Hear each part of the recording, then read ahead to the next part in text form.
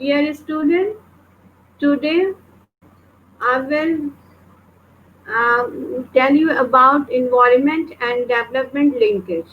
Today our topic is environment and development linkage.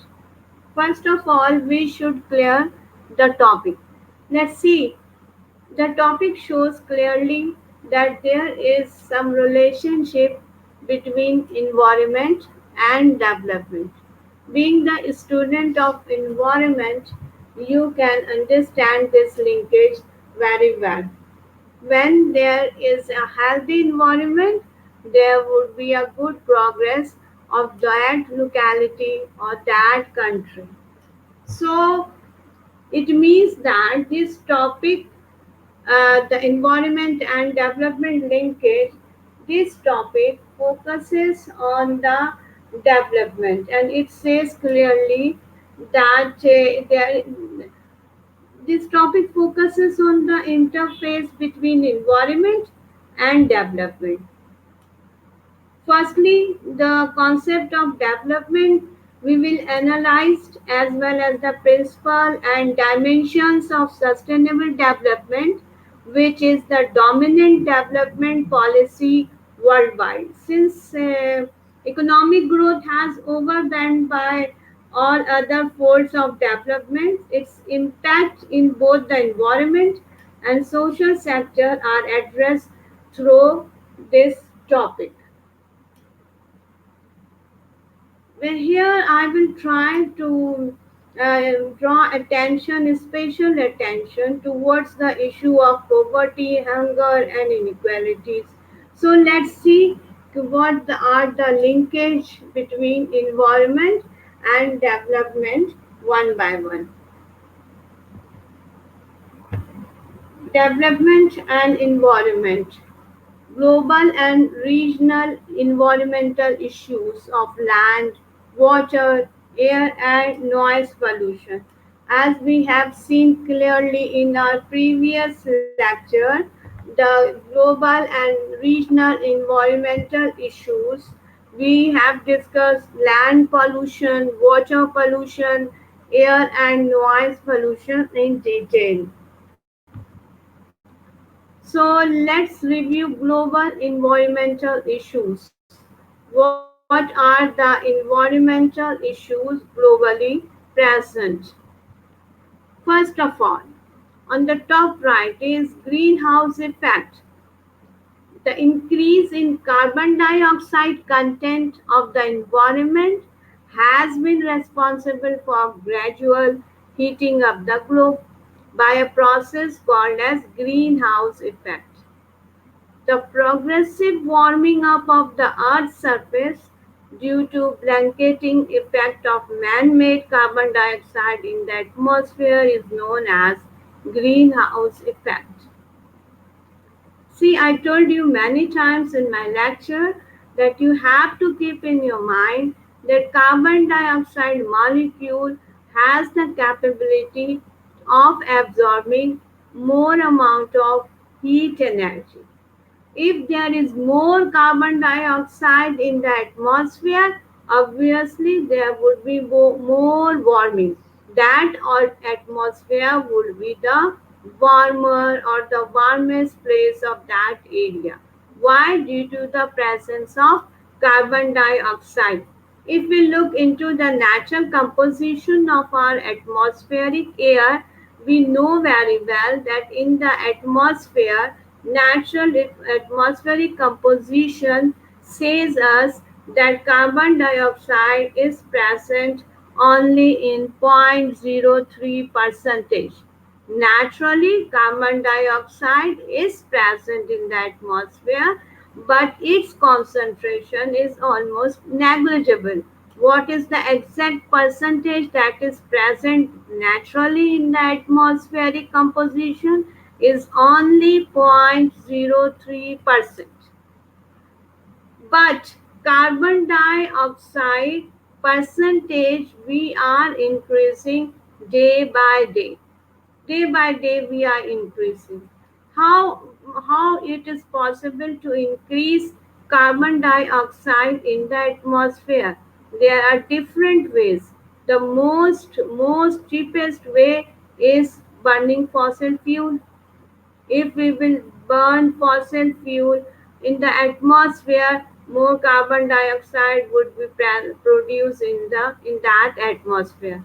Likely, carbon dioxide is emitted from our vehicle. So, if we will not use any converter like catalytic converter to filter up excess carbon dioxide, so what would happen? More carbon dioxide will be emitted from our vehicle, from our factories.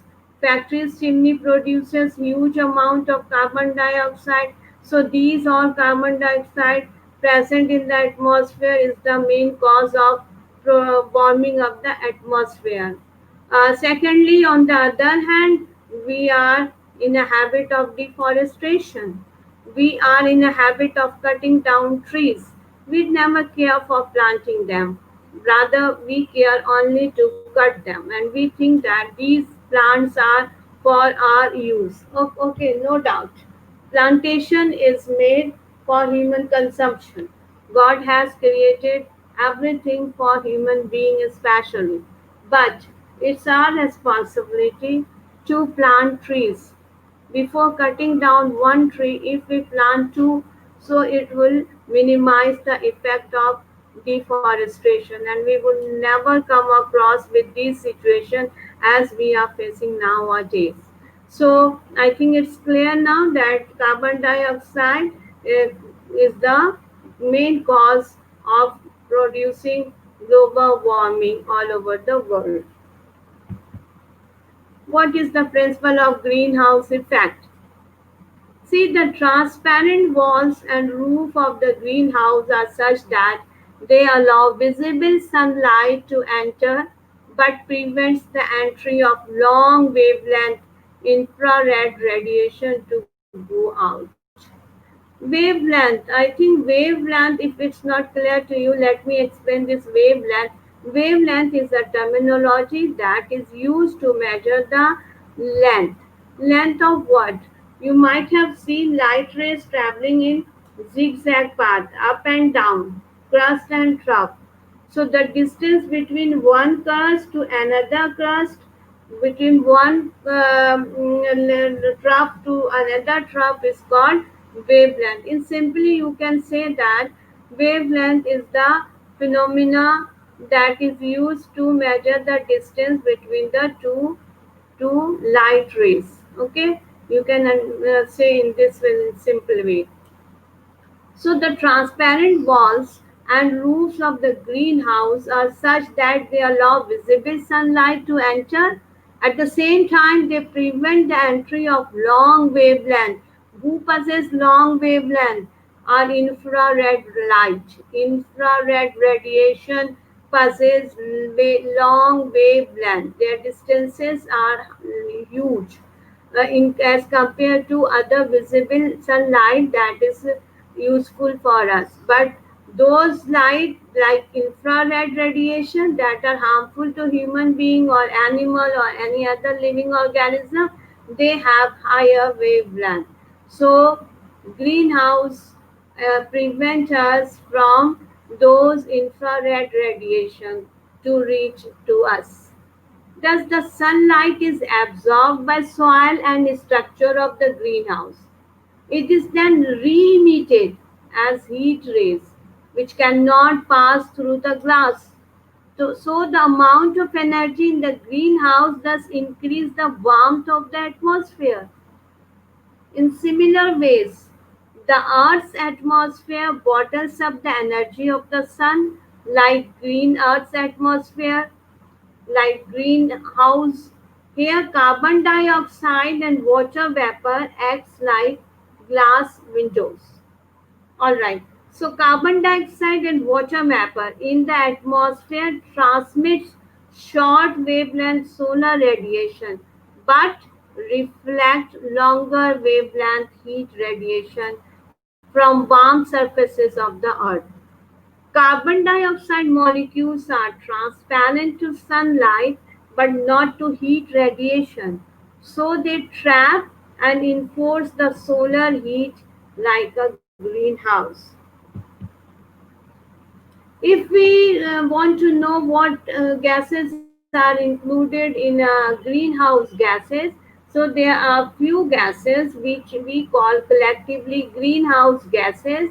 Among those gases, we have on the top carbon dioxide, methane, CH4, nitrous oxide, N2O, chlorofluorocarbons, CFC, and ozone. Ozone formula is O3. What are the sources of greenhouse gases? So there are different sources of greenhouse gases.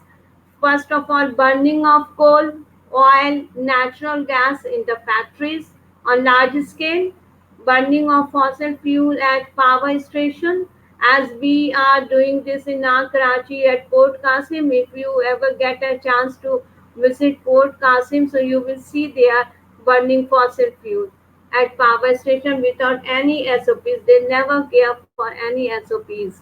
They burn them in open atmosphere, and that causes the percentage of carbon dioxide in the atmosphere, and ultimately it warms our atmosphere. So you see our Karachi atmosphere is warm most of the year, most of the time of the year we face warm climate. So this is one of the reason as well.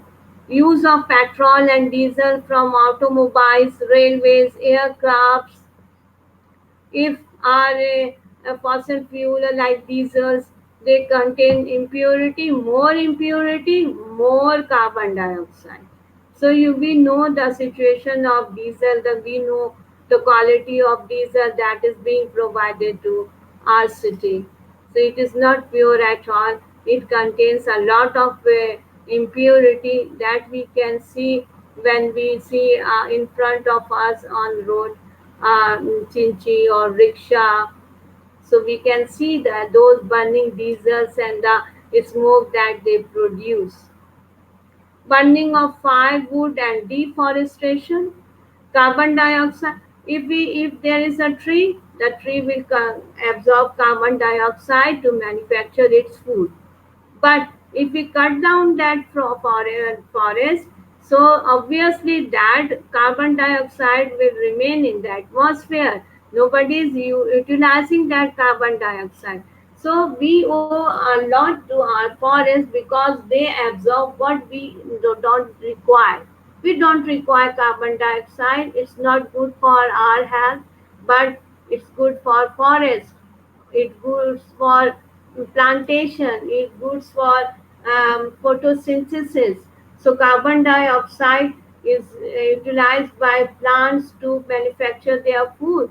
So if what would happen if we are in a habit of cutting down forests on and off without implementing any laws or regulation?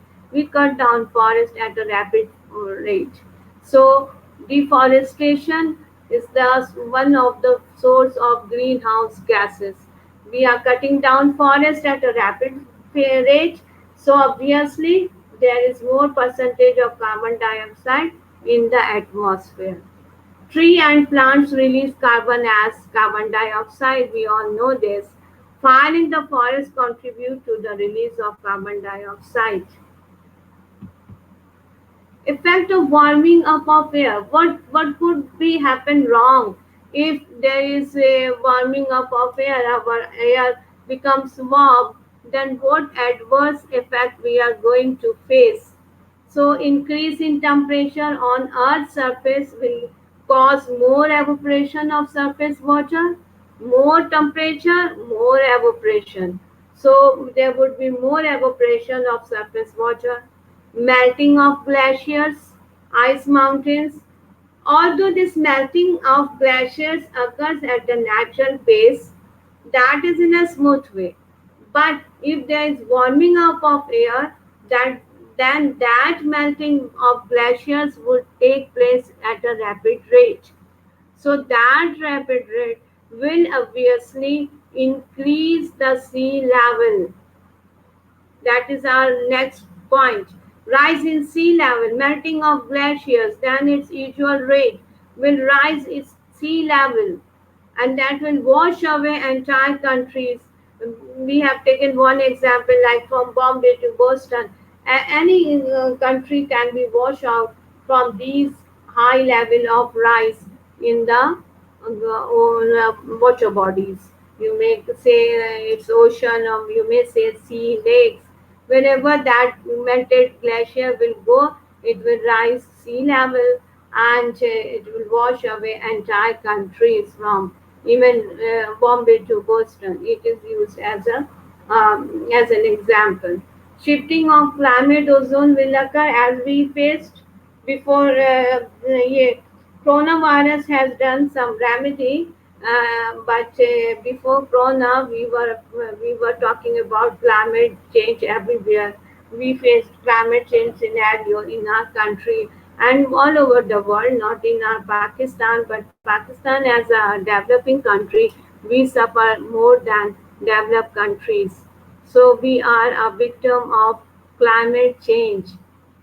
Although we are not only the culprit of this causing this climate change, but we are facing this. We are the victim of climate change. See, there is a illustration of ozone layer of greenhouse gases. See, carbon dioxide, methane, CH4 methane, nitrous oxide, N2O, chlorofluorocarbons, CFCs, ozone, O3, and water vapor. An increase in greenhouse gas will warm the planet. Of course, a decrease, on the other hand, a decrease in greenhouse gases will cool the planet. Obviously, if greenhouse gas is responsible for the increase and warming of the planet, so if it will decrease, so we will feel our planet cool. How could we control this greenhouse gas effect? There are different ways that we can act on, like reduce the consumption of fossil fuels. We can reduce or minimize the consumption of fossil fuel. At least we can use SOPs to burn fossil fuel. We can avoid burning fossil fuel in the atmosphere, in the open atmosphere, because burning fossil fuel in the open atmosphere, you can understand it can cause more harm to our atmosphere. Use anti-pollution devices. Where we can use anti-pollution devices? First of all, in our vehicles. If we talk individually, on individual basis, how can we do this? How can we use anti-pollution devices? We can use anti-pollution devices in our vehicles. You can use in your bikes, in your motorbikes, in your car. How can we use that? There are different devices that is being used to reduce the pollution emitted by our vehicles. There are different catalytic converters, scrubbers that can minimize pollution, atmospheric pollution. So, on industrial basis, if we talk about the on large scale, how can it be reduced? It can be reduced by the owner of the factories, mill owners, by using treatment plant in their industries and mill, whatever. Like you might have seen, if you ever get a chance to go to the site area, you might have seen from their chimneys dark smokes emitted out. Those smokes can be treated before leaving to the atmosphere, so that we can collect harmful toxic material from that smoke before leaving it to the atmosphere. But there is no such laws. Laws, though we have laws, but that all laws of Pakistan especially is for documentation purposes only. They are not. It seems that they are not made for for implementation. We are not implementing any sort of laws, although we have all the laws. If you ever go through the documentation of our policies, environmental policies, you will be amazed by those laws. But that laws are only documented. There is no law and order situation of implementing those laws. So there we do not have any laws. So our chimneys and factories are continuously emitting polluted air in the atmosphere through their chimneys. Uh, Thirdly, non-conventional energy sources should be developed as an alternate to fossil fuel. We should not always rely on fossil fuel. We can think of alternate ways to for non-conventional energy source. There are different ways, so we have to think in that way also. We should avoid deforestation. We have to condemn deforestation. No more deforestation, no more cutting down of trees, because trees are blessing to human being. If we are cutting down trees, it means we are increasing global warming. We are increasing percentage of carbon dioxide in the atmosphere. Instead of cutting down trees, we should plant more trees.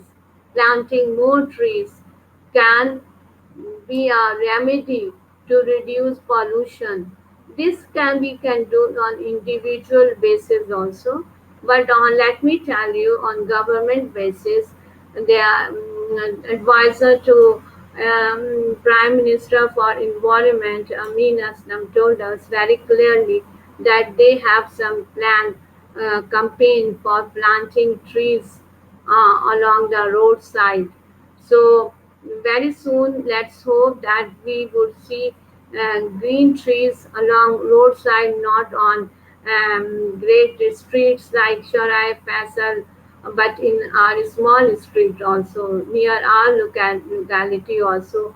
Very soon we would see trees, planted trees in our locality as well. So that trees would obviously reduce pollution from our atmosphere. Acid rain. First, see what do we mean if we say acid rain? Acid rain actually when the atmosphere of any locality, suppose a locality which have only industries, commercial area, only industries and factories set up area. So if we ever visit over there, we will see a huge amount of carbon dioxide, sulfur dioxide, and nitrous oxide gases in there. So that atmosphere is filled with these gases. What sort of gases? I repeat, the gases around factories and mills are sulfur dioxide and the nitrous oxide that we call NOx as well, and carbon dioxide. So what happens if rain falls in that area? So rainwater take away that sulfur dioxide and convert that sulfur dioxide in sulfuric acid. Sulfuric acid, one of the strongest acid. Few acid, you know very well that few acid we call strong acid and few acids are called weak acid. Strong acids are those acids which have very adverse effect. But we have weak acid also, like your vinegar. Vinegar is a weak acid that we are using in our food. That is weak acid. They do not have any adverse effect because that's a weak acid. But sulfur dioxide, when combines with water of rain, it becomes sulfuric acid. When NOx combines with water of rain, like water formula, I know.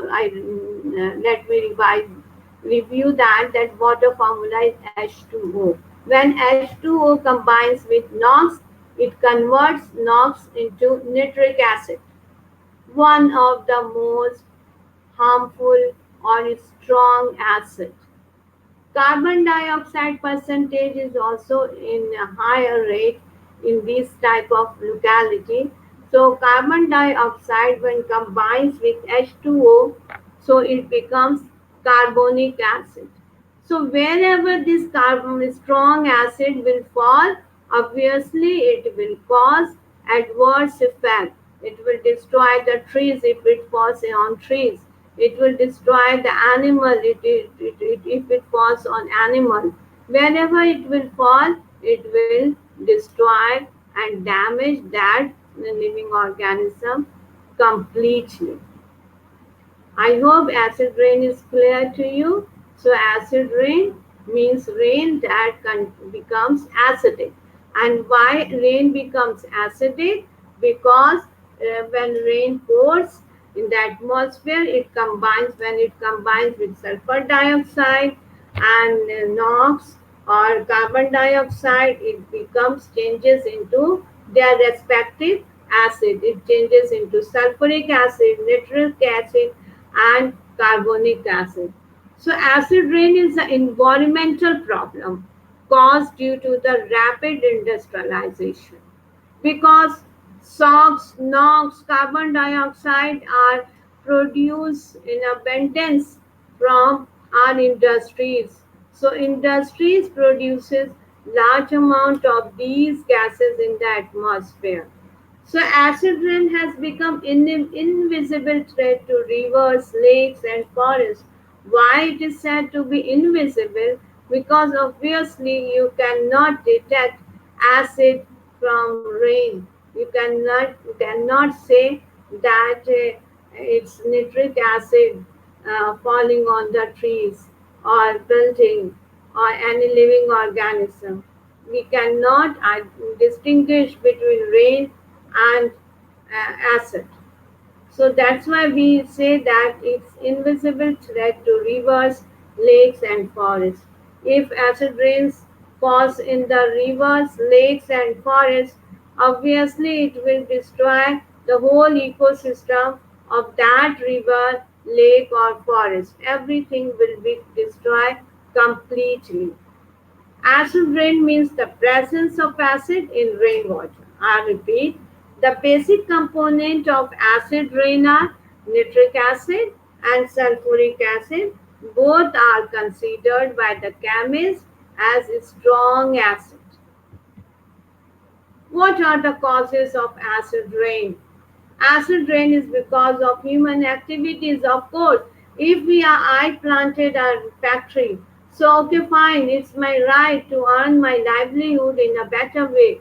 But on the other hand, I have to plant some treatment plant so that these gases like sulfur dioxide and NOx and carbon dioxide cannot be emitted to the open air.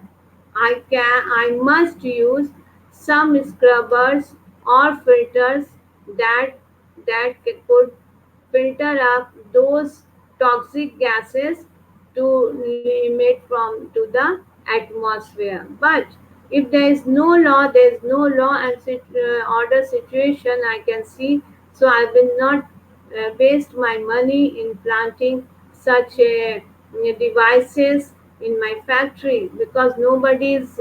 I can't see nobody to ask me that why I haven't planted any filter plant. I haven't planted any filter plant to filter up these toxic gases to stop them to emit to the atmosphere. So of course, I will emit these gases to the atmosphere directly in the open atmosphere. I would have no worries for that. So acid rain is caused by human activities. That's why it is said that acid rain is the cause.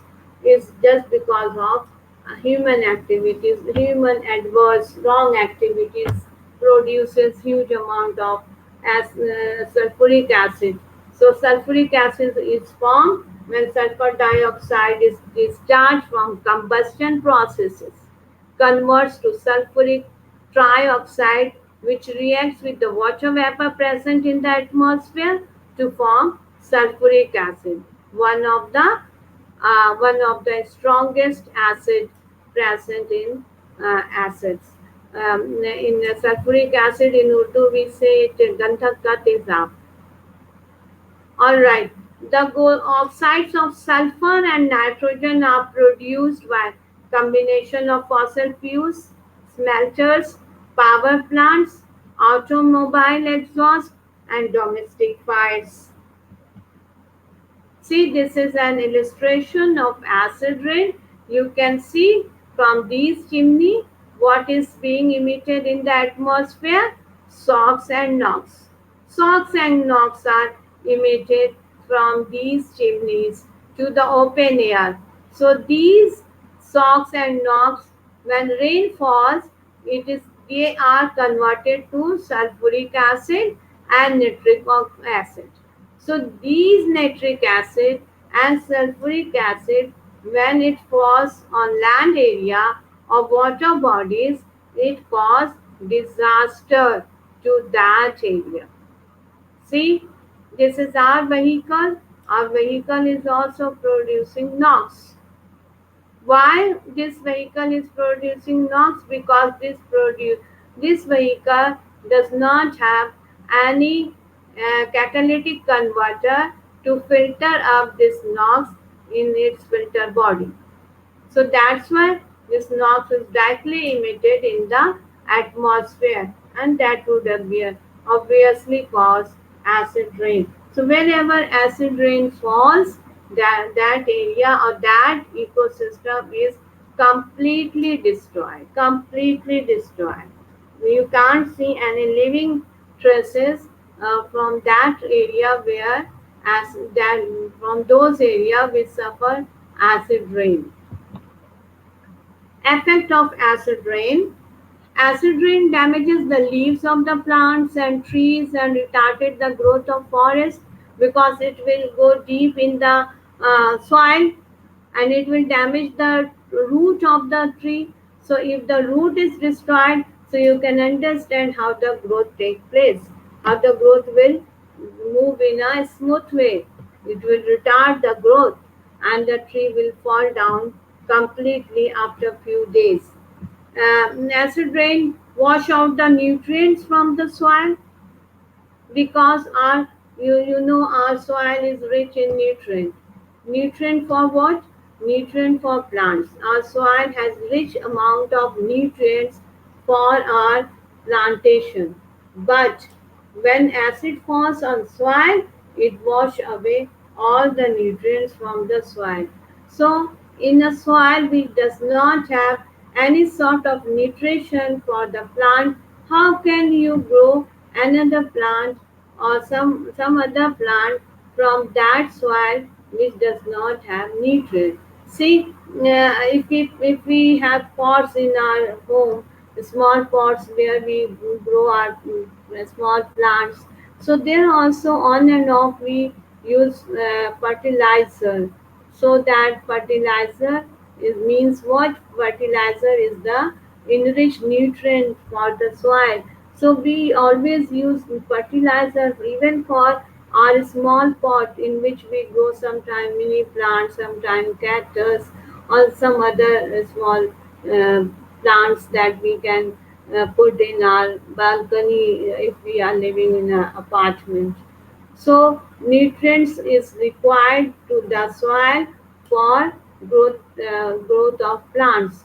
So if there is acid rain, so acid rain will wash out all the nutrients from the soil. So that soil become barren. It means you cannot grow any other sort of plant over there. Significant reduction of fish population and decrease in aquatic microorganisms. As I'm telling you again and again, that wherever that acid rain will go, that will cause the damage of that ecosystem.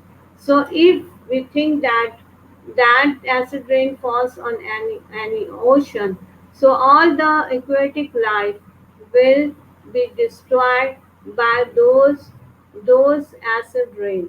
because our fish, other microorganisms that are in the deep in the ocean, that do not require uh, strong acid. The strong acid will damage their structure and their life will be dead. Damage to building and structural materials. I would here relate the example of Statue of Liberty. Statue of Liberty is also become D-shaped because of acid rain in that locality, because you know that statues are made mostly of marbles. Marbles means what? Calcium carbonate. So when calcium carbonate, as the acid rain falls, it becomes carbonic acid, and our statues are abolishing mostly. I will show you in next slide the buildings and some other statues that are being destructed due to the acid rain. Corrosion of houses, monuments, statues, and bridges. You can see all around corrosion of houses. You can see, and human nervous system, respiratory system, and digestive system may be affected because it will irritate. The acidic rain irritate our nervous system, and carbonic acid may damage our lung tissues, and obviously our digestive system will be upset. Acid rain reduces the rate of photosynthesis and hence growth of plant. If there is no photosynthesis, what is for photosynthesis? Let me remind you, photosynthesis is a natural phenomena. In this phenomena, what actually happens? Plants manufacture their food. How do plant manufacture their food? Plant manufacture their food from sunlight with the help of sunlight, carbon dioxide, and green leaves. Green leaves, carbon dioxide, and sunlight, these three things take vital role in manufacturing food for the plant. So acid rain will reduce the rate of photosynthesis. If there is no photosynthesis, it means no growth of the plant. Plant will not grow. If it will not grow, it will not be able to produce vegetation or fruit for us, whatever. See, effect of acid rain. See, this is statue. It is D-shaped. See, its shape is abolished. See here. See, it's a picture of forest. Once it was a forest, tropical forest. But when acid rain falls on this area, on this forestation, see, there you can't see any leaves or any trunk. What you can see is only the trunk. And let me tell you, after few days, this trunk will automatically fall off. Why? Because acid is gone to the deep in the soil, in these trunks roots as well. So as soon as the root is damaged, the trunk will fall, and after few days you will not able to see these trunks, rather you will see a barren area. Okay, much we have talked about acid rain. Let's think about to control this. Liming of lakes. If we use lime in our lake, so it will minimize to some extent the acid rain damage. Tough laws to reduce acid forming pollutants being released in the atmosphere. These, for whom these tough laws should be made? For, obviously, yes, you are right, for factories, for mills, for industries, laws should be made, and not only made, but it should be implemented. It's tough laws should be implemented for our factories, industries, mills, to avoid emitting these pollutants. Which pollutant? NOx, SOx, carbon dioxide directly in the open atmosphere through their chimneys rather than being filter dam. So we have to implement tough laws in our, especially if we will talk about our country. In our country, Karachi is an industrial city, so we have to implement these laws strictly so that these pollutants could not be released in the open atmosphere. Rather, it must be filtered. Those pollution, pollutant forming chemical must be filtered before emitting to the open atmosphere. Now let's talk about ozone layer depletion.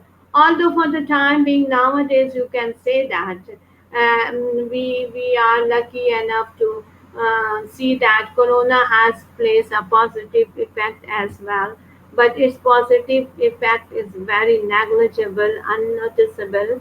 But we have noticed it that Corona has done a positive role for the ozone layer depletion, but it's for a time being. It's just like a blink of your eyes. When you will open your eyes, you will see there is no such situation. Ozone layer will deplete again. Why ozone layer depletion stopped for the time being, especially in the month of Feb and March, because we stopped. We were compelled to sit at our home. We didn't use our vehicle. Our industries, our factories, our mills were all locked up. So there was no emission, no depletion. But this is not the scenario that will remain in the future also, because as we will back to our work, as we will open our industries, factories, again we will go on the same path and we will face the depletion of ozone layer day by day. Ozone layer depletion is mainly due to chlorofluorocarbons. Mainly, one of the main causes is chlorofluorocarbons. Ozone layer prevents the harmful ultraviolet rays from entering in the atmosphere. But chlorofluorocarbons is one of the main ozone eaters, and it allows the penetration of harmful violet rays. Let me tell you how it happens. In our physical class, I remember I told you many times that you guys should think ozone layer just like umbrella. You may think that ozone layer is just like umbrella. Nothing what umbrella does for you. Or in other words, why do you use umbrella? Why do we use an umbrella when we go outside? If there's a scorching beam of sunlight, so sometimes we use it to prevent us from that scorching beam of sunlight. But sometime if it's rainy season, luckily in our city, and during rain season, if we go out, we use an umbrella. In that scenario, we use umbrella to prevent us from rainwater, from raindrops. So in both the scenario, what umbrella does for you? Umbrella prevent you.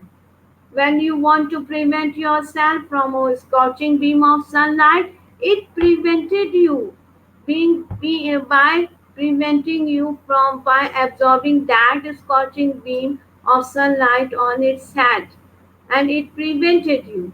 But when you used it in rainy season, it prevented you from raindrops. So ozone layer also prevent us. But from whom it prevent us? It prevent us from ultraviolet rays that try to enter in our atmosphere. But it's a natural process that ultraviolet rays will never enter in the atmosphere. Why? Because God has made a layer of ozone layer prevents, it works like an umbrella, and it won't allow those ultraviolet rays to enter in our atmosphere. Okay, what could happen if those harmful ultraviolet rays and can get its entry in our atmosphere? Those ultraviolet rays, as you can say, you can see also, we say it harmful. Why we say it harmful? Because it destroy, on whatever it will fall, it will destroy that body. If it falls on animal, it will destroy that animal. If it falls on plant, it will destroy that plant completely. If it fall even on our skin, even for a microsecond, it may cause skin cancer like deadly disease to human being as well. So, ozone layer is mainly caused due to chlorofluorocarbons. Okay, so in chlorofluorocarbons, you can see there are three elements that combine together. It's a compound, chlorofluorocarbons. So here we have chlorine, chlorine, that yes, the same chlorine that is used in your swimming pool, that we use as a disinfectant in a water tank. That chlorine has a tendency to combine with oxygen. Wherever chlorine will see oxygen, it will get friendship, a strong friendship with that oxygen. So likely our ozone, what ozone composition is? Ozone is O3.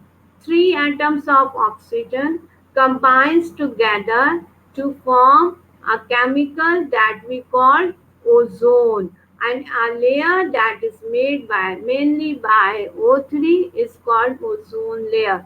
So if CFCs can get to the upper atmosphere, and so he chlorine from chlorofluorocarbons will get oxygen and will form another compound, chlorine oxide, and leave O3 becomes OO2. O3, there was three oxygen previously, but once the fluorocarbons get there, so he has chlorine has taken one oxygen and O3 becomes O2. In this way, chlorofluorocarbons trap the one oxygen from O3 and turn it into depletion. So chlorofluorocarbons remains in the atmosphere for decades.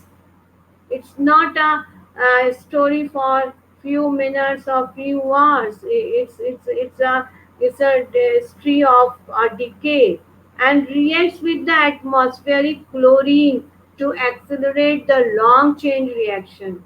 It will continuously will do its task to absorb. Chlorine will absorb oxygen continuously. Uh, and it is a story till decay. A decay can take place in this way. This change reaction slowly eats away the oxygen atom, which could be used in the formation of ozone. Thus, it leads to decrease in ozone concentration, which result in reaching of ultraviolet rays to Earth's surface, due to which heat increases to uncomfortable level and the temperature of the Earth increases, obviously. What is the mechanism of ozone depletion? Let's see the mechanism of ozone depletion. The chlorofluorocarbons are highly stable, and hence they slowly diffuse in the atmosphere. Why this diffusion takes place? To absorb oxygen. Who absorbs this oxygen? In chlorofluorocarbons, chlorine absorbs that oxygen. The ultraviolet rays decompose the chlorofluorocarbons and thus free chlorine and fluorine radicals are released in the atmosphere. This chlorine radical released in the atmosphere converts O3 into O2. O3 becomes O2. When O3 becomes O2, it would not be any more ozone. No more ozone means no more umbrella protection. Umbrella would not be able to give you full protection. It happens when your umbrella gets any hole. So from that hole, it will not could not provide you protection. Similarly, oxides of nitrogen also depletes the ozone, but the main role is played by chlorofluorocarbons. In my previous lectures, I told you, I remember many times I told you, I repeat again that chlorofluorocarbons were previously used in our refrigerator and freezer. Previously means the time of your grandparents. If you ask your grandparents, they would tell you that they use they at their time when they bought up their freezer or fridge, at that time they had chlorofluorocarbons in their refrigerator and fridge. Nowadays, chlorofluorocarbons is no more used in a fridge or refrigerator. It is replaced by other gases, but it is in use in our packaging material. What sort of material we are packaging from chlorofluorocarbons? We are packaging our electronic gadgets. Our electronic gadgets are being packaging through chlorofluorocarbons because it is thought that it provides a softness so it's a very softening packaging material. So electronic gadgets like laptops, computers, mobiles, iPhones are in a process of packaging through these chlorofluorocarbons. Similarly, oxides of nitrogen also depletes on the ozone layer. Effect.